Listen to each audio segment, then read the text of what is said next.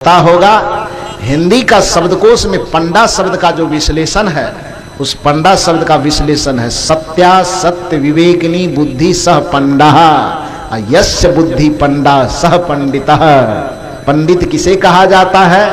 तो सत्या सत्य विवेकिनी बुद्धि सह पंडा यस्य बुद्धि पंडा सह पंडितः।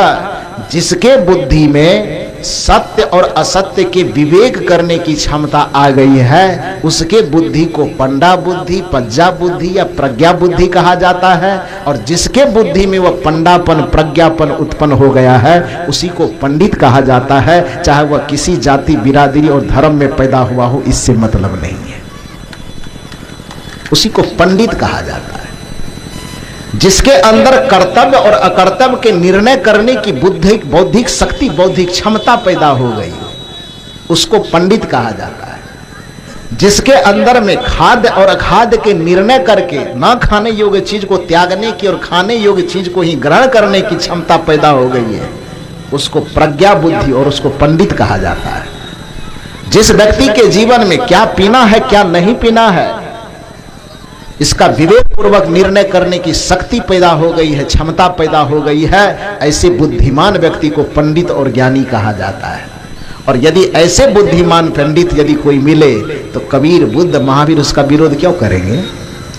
लेकिन कोई व्यक्ति अपने बुद्धि को बढ़ावे नहीं, अपने विवेक को बढ़ावे नहीं, विवेक पूर्वक कर्म करे नहीं, शुद्ध आचरण करे नहीं, पवित्र आचरण करे नहीं, केवल किसी बिरादरी में जन्म लेकर के हाथ में धागा बांध ले, मांग में टीका लगा ले और चौराहे पे खड़ा होकर के दारू पिए, मांस खाए, पान खाए, गुटखा खाए और घमंड में फूले कि हम पंडित हैं, तो कबीर साहब को ऐसे व्यक्ति का विरोध करना ही पड़ेगा और सबको ऐसे व्यक्ति का विरोध करना चाहिए।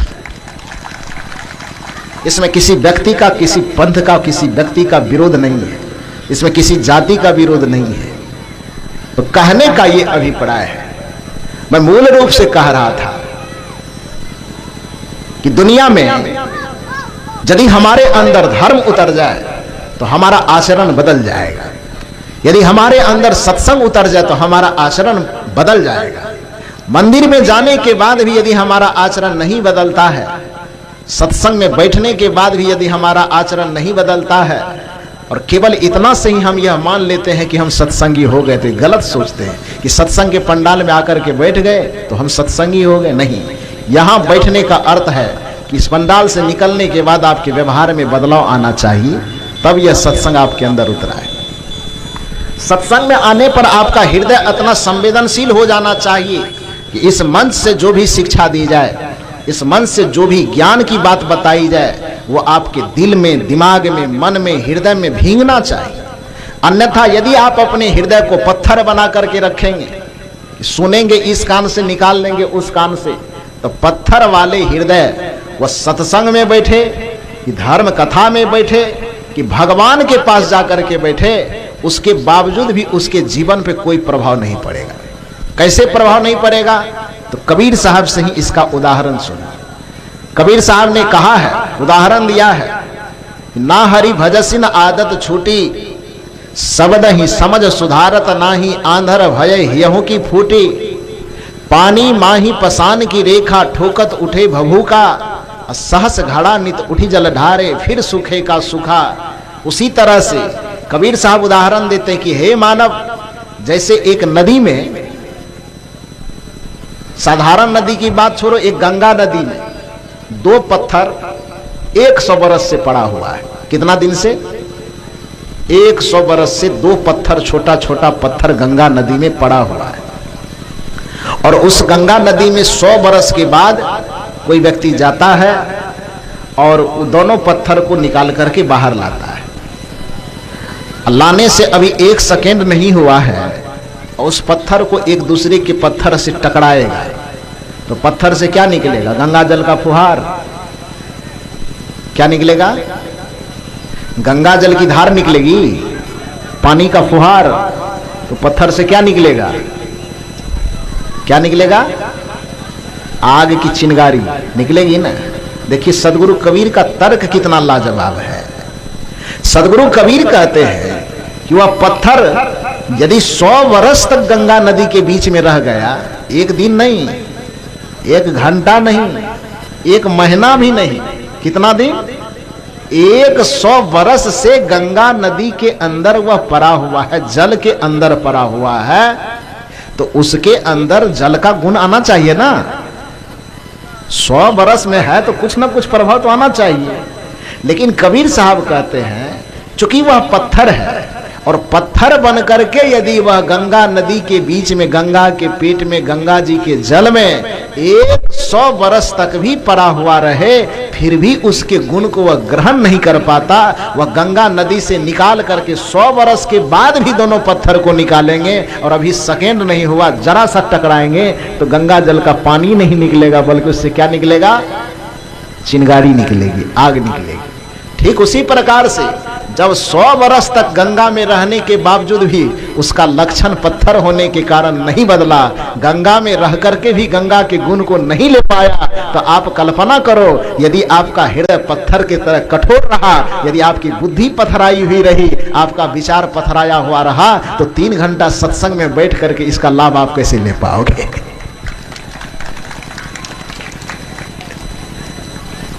इसलिए आपकी बुद्धि पथराई हुई नहीं होनी चाहिए, इसलिए आपका विचार, आपका विवेक पत्थर के जैसा कठोर नहीं होना चाहिए। आप अपने विवेक को, अपने संस्कार को, अपने विचार को थोड़ा कोमल रहने दीजिए। कोमल अंतःकरण से, कोमल हृदय से जब आप सत्संग को सुनेंगे, अपने अहंकार की कठोरता को उतार करके जब आप सत्संग को सुनेंगे, अपने जानकारी के घमंड के पत्थर कठोरता को उतार करके यदि आप सत्संग सुनेंगे और गुरुजनों के विचार को अपने जीवन में उतरने देंगे, तो फिर आपका जीवन बदल जाएगा, आप में वो परिवर्तन दिखाई देगा। और मैंने कहा कि यदि आपके जीवन में सत्संग उतरे, भक्ति उतरे, ज्ञान उतरे, धर्म उतरे, तो उसका कुछ लक्षण होता है। और वह लक्षण एक पके हुए फल से मैंने उदाहरण दिया कि जैसे फल कच्चा रहे तो कठोर रहता है, फल कच्चा रहे तो देखने में हरा लगता है, फल कच्चा रहे तो चखने पर खट्टा लगता है, लेकिन वही फल पक जाए तो पकने के बाद सबसे पहले उसके रंग में बदलाव आता है, पकने के बाद छूने पर वह मुलायम लगता है, पकने के बाद वह चखने पर मीठा लगता है। उसी तरह से एक साधारण जीवन जीने वाला, इस पंडाल से बाहर रह करके जिसका जीवन कठोर है, जिसकी बुद्धि कठोर है, जिसका मन कठोर है, जिसका स्वभाव कठोर है, जिसका संस्कार कठोर है, इस सत्संग पंडाल के नीचे आकर के, ध्यान के पंडाल के नीचे आकर के, भक्ति पंडाल के नीचे आकर के, गुरु दरबार में आकर के यदि यहाँ पर आप में सत्संग, ज्ञान और भक्ति उतर गया, तो पंडाल से निकलने पर आपकी कठोरता खत्म हो जानी चाहिए और आप में कोमलता झलकनी चाहिए, आपकी नफरत खत्म हो जाने चाहिए और आप में प्रेम झलकना चाहिए, आपके घृणा खत्म हो करके आपस में सद्भावना दिखना चाहिए और आपके आपसी विद्वेष खत्म हो करके आपस में एक दूसरे को गले लगाने की भावना दिखनी चाहिए। तब समझना चाहिए कि आप में सत्संग का अवतरण हो गया है।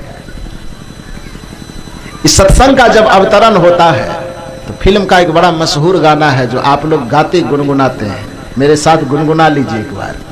ज्योति से ज्योति जलाते चलो, ज्योति से ज्योति, थोड़ा बढ़िया से गाइए।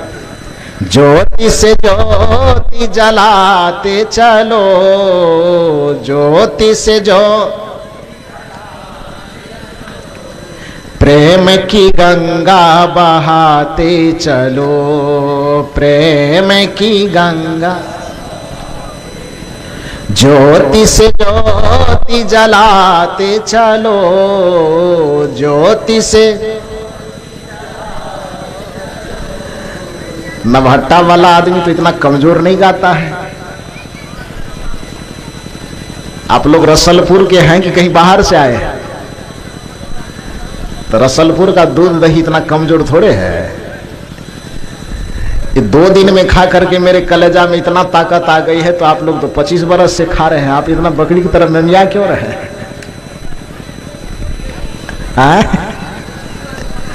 थोड़ा कलेजा का ताकत दिखाइए बढ़िया से। ज्योति से ज्योति जलाते चलो, ज्योति से।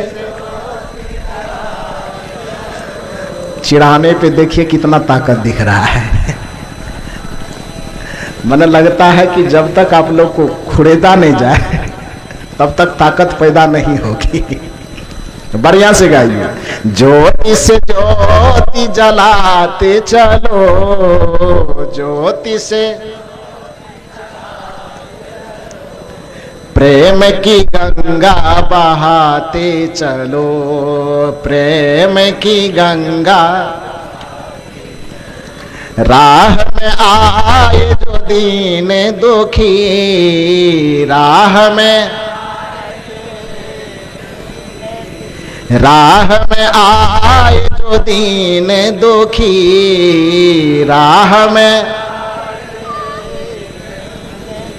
सबको गले से लगाते चलो, सबको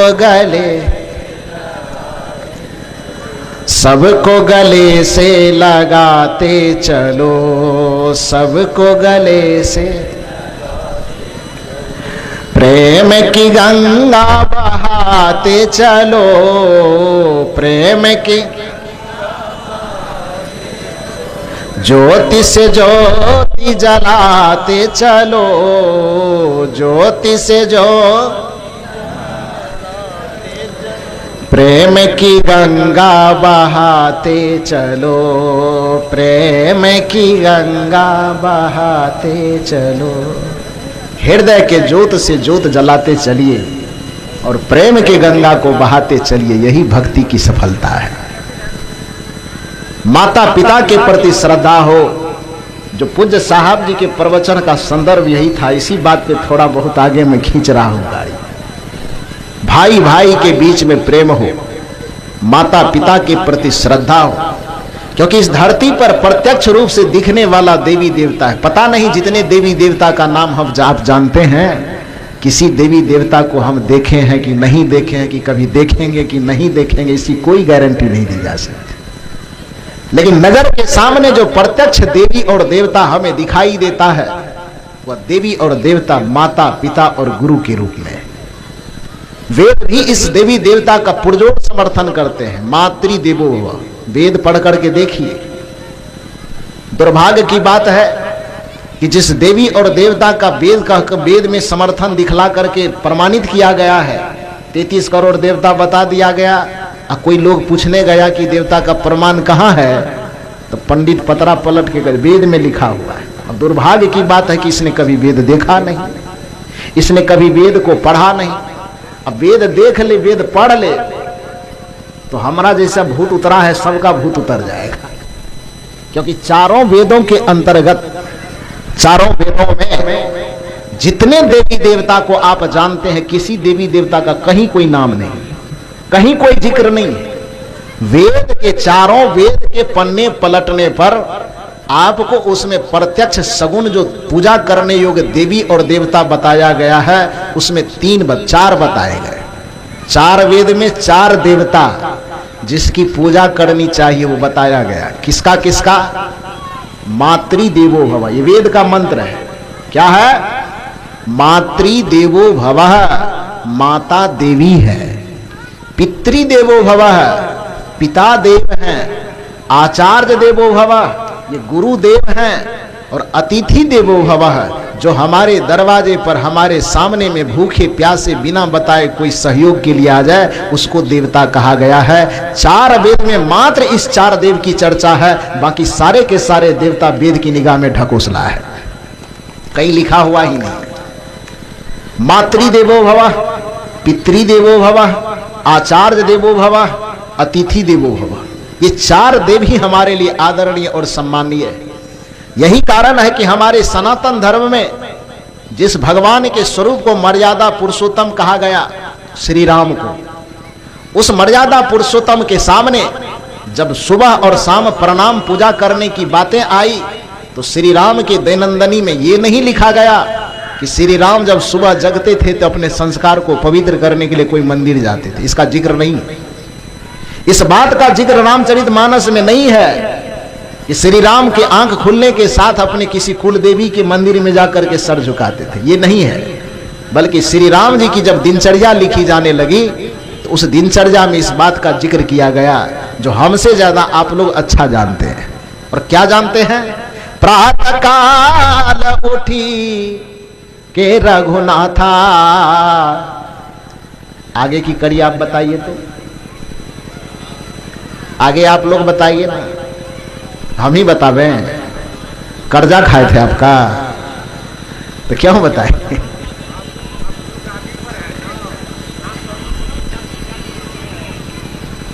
सब बात हम ही से पूछिएगा, क्यों पूछिएगा? प्रातः काल उठी के रघुनाथा। और आगे की पंक्ति कहती मात पिता गुरु। ये काम कौन करते थे? ये काम कौन करते थे? जिसको हम भगवान कह करके पूजा करते हैं, भगवान ही वह काम करते थे।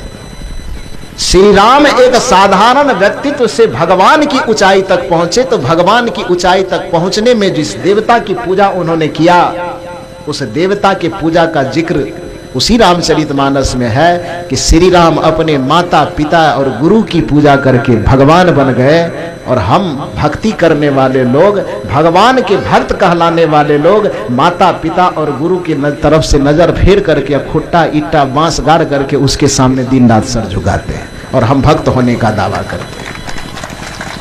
और यदि ये कोई ज्ञानी, यदि कोई विचारवान यदि यह बात कहता है तो कहते हैं तो भगवान का विरोध करता है।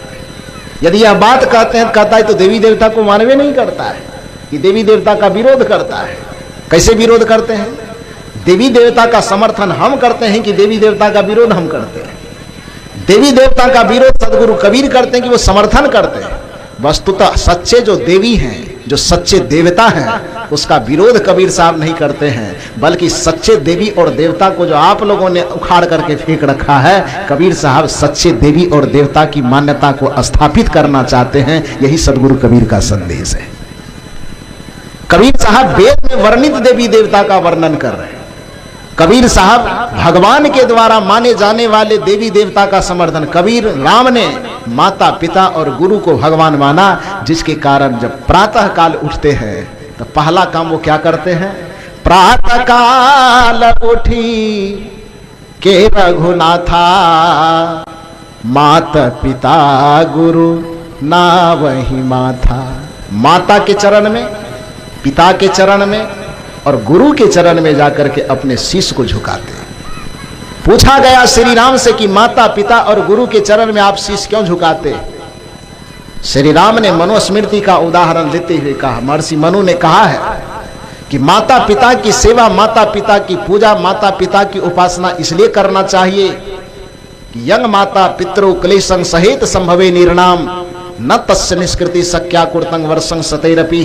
कि एक माता पिता को बाल बच्चे जन्म देने में, उस बच्चे का पालन पोषण करने में, उसको पढ़ा लिखा करके विद्वान महान चरित्रवान बनाने में माता पिता के जो पसीने की लागत है, यदि वह बच्चा 100 वर्ष तक अपने माँ बाप के तरवा में सरसों का तेल रगड़ करके उसके कर्जा से मुक्त होना चाहे तो भी माँ बाप के कर्जे से वह बच्चा मुक्त नहीं हो सकता है। हजरत ईसा मसीह ने उससे 2 कदम और आगे निकलते हुए कहा, महर्षि मनु तो इतना ही कह रहे कि 100 वर्ष तक तरवा में तेल रगड़ोगे तो भी कर्जा से मुक्त नहीं हो सकते। हजरत ईसा ने 2 कदम और आगे निकलते हुए कहा, दुनिया के लोगों, तुम्हारे माता पिता का प्रत्यक्ष उपकार तुम्हारे ऊपर इतना है, अपने खून को जला जला करके तुम्हारे जीवन को पालने में, पोसने में, बड़ा बनाने में जो उन्होंने अपने खून और पसीने को जलाया है, यदि उस माता पिता के कर्जा से मुक्त होने के लिए अपने शरीर के चमड़े को छील करके इसका जूता बना करके माँ बाप को पहनाओ और रोड पर टहलाओ, उसके बावजूद भी तुम माता पिता के कर्जे से मुक्त नहीं हो सकते हो। इतना बड़ा उपकार उसका है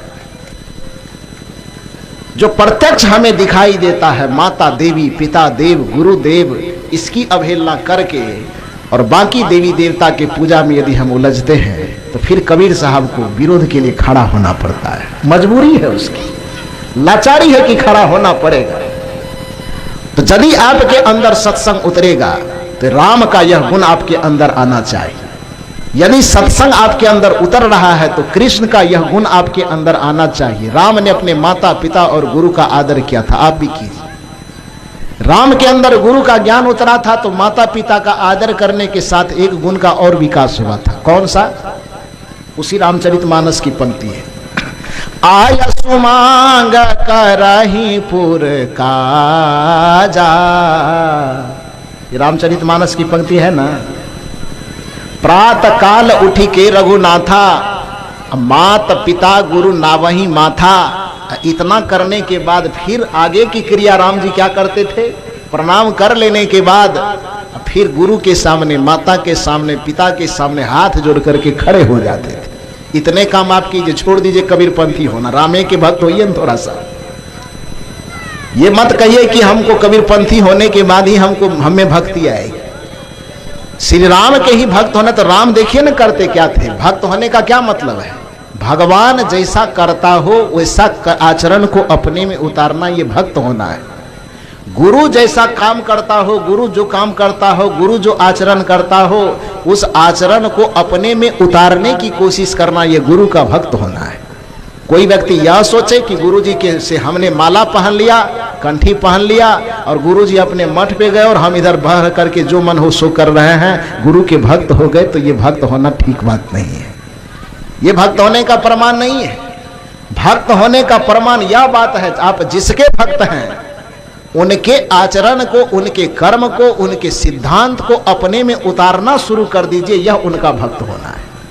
यदि हम राम के भक्त होना चाहते हैं तो राम जी का जो कर्तव्य था, राम जी का जो आचरण था, राम जी का जो निर्देश था, उन आचरणों को, उन निर्देशों को, उन कर्तव्यों को अपने जीवन में उतारना शुरू कर दीजिए। ये राम का भक्त होना है। कृष्ण जी के अंदर जो आदर्श था, कृष्ण जी के जीवन में जो सत्य था, कृष्ण जी के जीवन में जो प्रेम था, कृष्ण जी के जीवन में जो अहिंसा थी, उसको अपने जीवन में उतारना शुरू कर दीजिए। यह कृष्ण का भक्त होना है। सदगुरु कबीर के अंदर जो त्याग था, सदगुरु कबीर के अंदर जो आडंबर के प्रति लड़ने की दृढ़ इच्छा थी, सदगुरु कबीर के अंदर जो मानवतावाद था, सदगुरु कबीर के अंदर जो सत्य, प्रेम और करुणा के प्रति स्वाभाविक ललक थी, उन भावों को आप अपने आप में उतर जाने दीजिए, आप कबीर के सच्चे भक्त हो जाएंगे। कहने का ये अर्थ है कि श्री राम जो इस संसार में मर्यादा पुरुषोत्तम कहलाए, तो उनकी आदर्श मर्यादा की रूपरेखा रामचरितमानस में खिंची हुई है। और वह रूपरेखा क्या कहती है कि सबसे पहले वह माता, पिता और गुरु को नित प्रति प्रणाम करते थे। अब दूसरा काम क्या करते थे? आयसु मांग करही पुर काजा, देखि चरित हरसई मन राजा। सुबह सुबह जगने के बाद माता पिता गुरु को खोजते खोजते उनके पास जाते थे, उनके चरणों में अपना शीश झुका करके प्रणाम निवेदित करते थे। खड़ा होने के बाद हाथ जोड़ करके, सीने के पास हाथ जोड़ करके, उसके बाद माता पिता बड़ों से पूछते थे, आप बताइए आज दिन भर में हमको कौन सा काम करना है। आयसु मांग करही पुर काजा। आयसु माने आज्ञा मांग करके, आयसु मांग माने आज्ञा मांग करके, जिसको अंग्रेजी भाषा में कहते ऑर्डर मांगता था। अवधि में संस्कृत में कहे आयसु मांग, हिंदी साहित्य के अनुसार कहिए आज्ञा मांग करके, अंग्रेजी में उसको कहिए ऑर्डर मांगता था, निर्देश। आयसु मांग करही पुर काजा। पुर माने अपना नगर, अपना इलाका, अपना घर का कौन सा काम है, ये राम जी पूछते थे कि हे माता, हे पिता, बताइए कि आज दिन भर में घर का कौन सा काम हमको करना है। इस आचरण को देख करके, इस व्यवहार को देख करके, देखी चरित हरसई मन राजा। माता पिता और गुरु जब राम के इस व्यवहार को देखते थे, राम के इस आचरण को देखते थे, तो माता और पिता और गुरु का हृदय एकदम प्रसन्नता से खिल जाता था। और जिस व्यक्ति के व्यवहार से, जिस व्यक्ति के विचार से, जिस व्यक्ति के आचरण से माता पिता और गुरु का हृदय खिल जाए, तो उसको अलग से किसी देवी देवता का आशीर्वाद प्राप्त करने की जरूरत नहीं है। जिसके ऊपर माता पिता और गुरु की आत्मा का आशीर्वाद न्योछावर हो गया, पूरे तीनों ब्रह्मांड के तीनों लोगों के सारे आशीर्वाद उसके ऊपर अपने आप बरसना शुरू हो जाता है। आयसु मांग करही पुर काजा, देखी चरित हरसई मन राजा। हम यदि सत्संगी हैं, हम यदि अपने आप को भगवान का पुजारी, भगवान का भक्त होने का दावा करते हैं तो अपने अंदर इस लक्षण को थोड़ा सा परखने की कोशिश करें, क्या ये लक्षण हम में उतर पाया है? भक्ति हम में उतरी है, भक्ति ज्ञान हम में आया है? यदि हम अपने आप को ज्ञानी कहते हैं, यदि अपने आप को भक्त कहते हैं, तो थर्मामीटर हम लगा करके देखें कि अपने घर में हम माता पिता का कितना सम्मान करते हैं। वो थर्मामीटर लगा करके देखें कि हम अपने भाई का कितना सम्मान करते हैं। वो थर्मामीटर लगा करके हम देखें कि अपने गुरुजनों का, अपने बड़े जनों का हम कितना सम्मान करते हैं। यदि करते हैं तब तो यह मानिए कि आप पे सत्संग का प्रभाव है। यदि ऐसा करते हैं तब मानिए कि आपके ऊपर धर्म का प्रभाव है। यदि आप ऐसा करते हैं तब मानिए कि आपके ऊपर ज्ञान का, आपके ऊपर ध्यान का प्रभाव है। और यदि आप ऐसा नहीं करते हैं तो तब चाहे आप कितना दिन सत्संग में बैठते हैं, कितना देर आंख मूंद करके बैठते हैं, ये सारा बैठना, सारा आंख मूंदना बेकार चला जाएगा। इस बात को मानने के लिए आप स्वीकार करने के लिए तैयार हो जाइए, क्योंकि कहा गया है जिसके दिल में दया का खजाना नहीं, राम का नाम लेने से क्या फायदा। जिसके दिल में दया नहीं उतरा, जिसके दिल में प्रेम नहीं उतरा, जिसके दिल में कोमलता और करुणा नहीं उतरा, माता पिता और गुरुजनों के प्रति आदर नहीं उतरा, उसका भगवान का नाम लेने से क्या फायदा। जिसके दिल में दया का खजाना नहीं, राम का नाम लेने से क्या फायदा। दान का हाथ आगे बढ़ाया नहीं, खाली माला हिलाने से क्या फायदा। आगे की कड़ी सुनिए। मैं तो मंदिर गया, पूजा आरती की, पूजा करते ही मन में ख्याल आ गया। एक मंदिर में गया, पूजा की, घंटी बजाया, आरती की और मन में ख्याल आया। क्या ख्याल आया? गौर से सुनिए।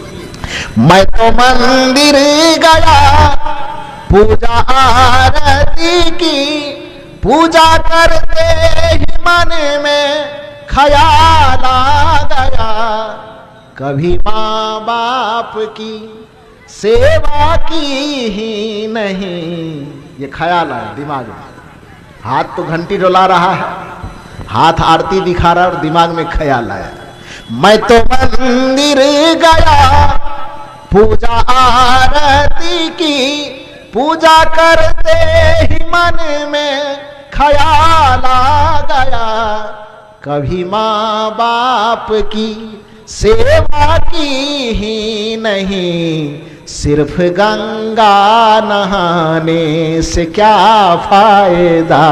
जिसके दिल में दया का खजाना नहीं, राम का नाम लेने से क्या फायदा।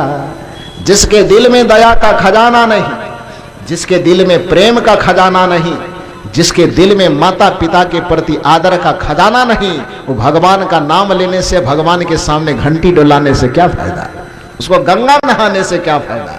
दूसरा उदाहरण सुनिए। जिसको मतलब है बस अपने आराम से, दूसरों की मुसीबत से क्या वास्ता।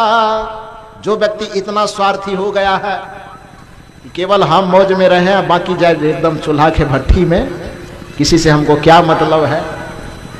हम मौज में रहें, बाकी माँ बाप दुनियादारी चूल्हा फूकने जाए, उससे हमको क्या लेना देना है। जिसके अंदर यह स्वार्थपूर्ण भावना है, विचारक इसमें कहते हैं जिसको मतलब है बस अपने आराम से, दूसरों की मुसीबत से क्या वास्ता। दूसरे की मुसीबत से क्या लेना देना, दूसरे की परेशानी से क्या लेना देना।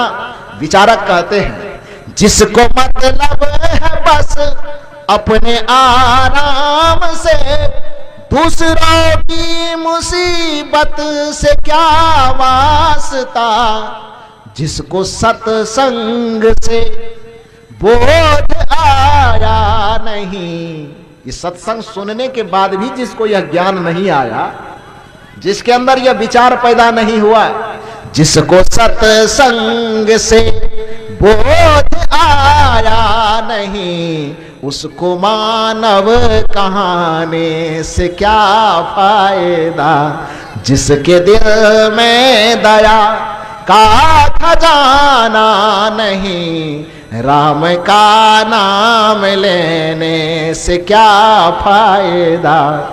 दान का हाथ आगे बढ़ाया नहीं, खाली माला हिलाने से क्या फायदा।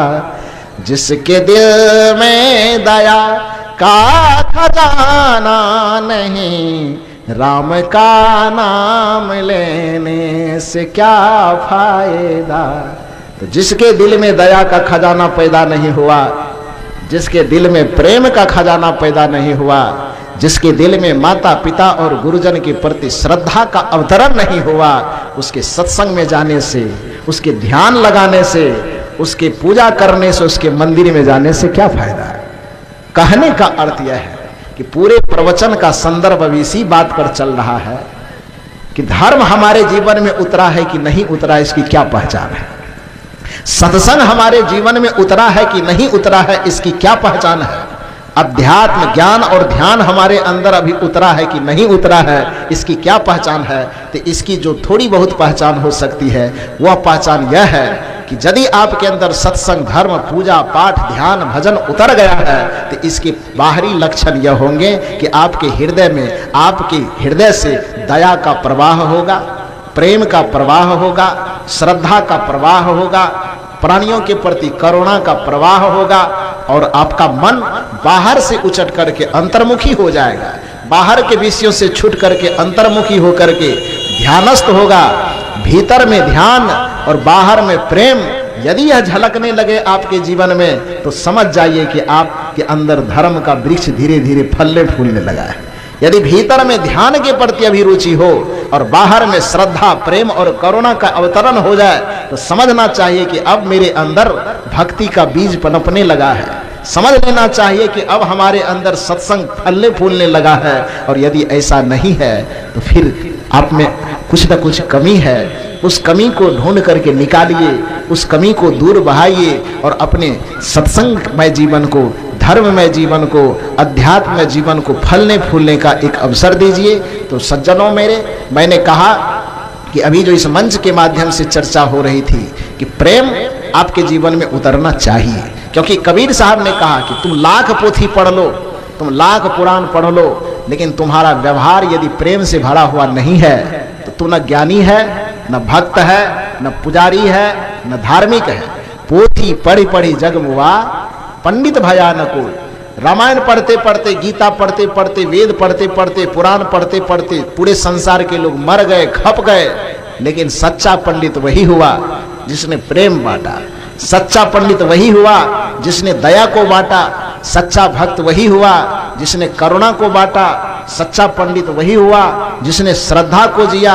और श्रद्धा का सबसे पहला रूप देखने के लिए जो आएगा वो माता पिता, गुरुजनों से शुरुआत होगी। जो माता पिता को प्रेम नहीं कर सकता वो बाकी दूसरे से क्या प्रेम करेंगे। जो माता पिता और गुरुजनों के प्रति श्रद्धा नहीं करेगा वो बाकी दूसरों के प्रति क्या श्रद्धा कर सकता है। क्योंकि कहा गया है, माँ बाप से बढ़कर जग में कोई दूजा नहीं खजाना, जिसने तुझे जन्म दिया रे दिल उसका नहीं दुखाना। इस संसार में माता पिता से बढ़कर के कोई दूसरा खजाना नहीं। माता पिता आपके लिए सबसे बड़ा खजाना है। वो जीवन के हर एक सुख दुख को बांटने के लिए अपने हृदय का स्नेह, हृदय का आशीर्वाद, हृदय का प्रेम आपके ऊपर उड़ेलते रहता है। विचारक कहते हैं, माँ बाप से बढ़कर जग में कोई दूजा नहीं खजाना, जिसने तुझे जन्म दिया रे दिल उसका नहीं दुखाना। तो जिसने आपको जन्म दे करके इस धरती पर लाया, जिसने आपको पाला पोसा, खड़ा किया, बड़ा किया, इतने सुंदर हिष्ट पुष्ट शरीर दिए, इतने सुंदर मन मस्तिष्क दिल दिमाग दिए, जिससे चिंतन करके आप संसार की बड़ी से बड़ी उपलब्धि हासिल कर रहे हैं। ऐसे माता पिता का दिल मत दुखाइए, अपने व्यवहार से अपने माता पिता के अंतर मन को पीड़ित मत कीजिए, अपने गुरुजनों के अंतर मन को पीड़ित मत कीजिए, क्योंकि माता पिता कुपित हो जाए, गुरु यदि कुपित हो जाए तो फिर इस पूरे संसार में विधाता भी आपके हमारी रक्षा करने वाले नहीं है। गोस्वामी तुलसीदास जी ने रामचरितमानस में कहा भी है, राखै गुरु जो